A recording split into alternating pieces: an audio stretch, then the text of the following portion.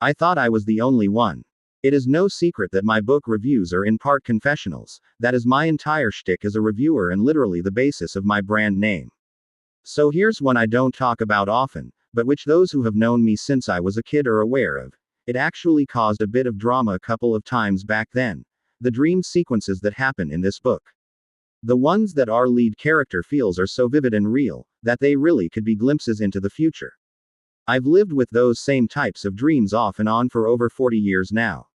And no, it isn't déjà vu. It is pretty well exactly as Constantine describes here, so real and visceral that you know you've lived those very events before.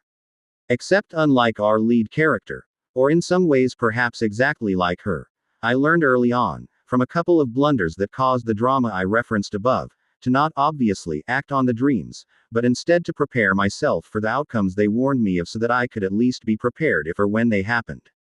So for me in particular, that part of this book was phenomenal asterisk. It was easily relatable to one of those aspects of my life that I virtually never talk about anymore, because as our lead character in the book learns, people, even those closest to you, rapidly begin to think you're crazy when you so openly talk about it.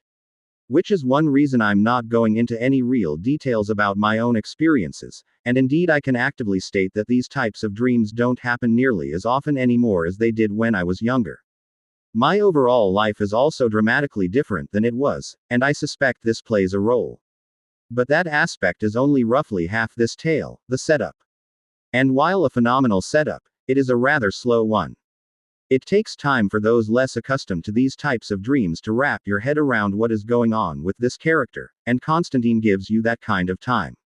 She needs to, because the later stages, where the action picks up and indeed becomes rather breathtaking, need you to understand that part of this character and believe it as much as she does. Thus, when the action picks up, the dreams become less a part of the active story and more a part of what is informing the action sequences as they play out. At this point, it becomes a far more typical thriller, one of the exact type Constantine is known for and excels at, and it shows brilliantly here.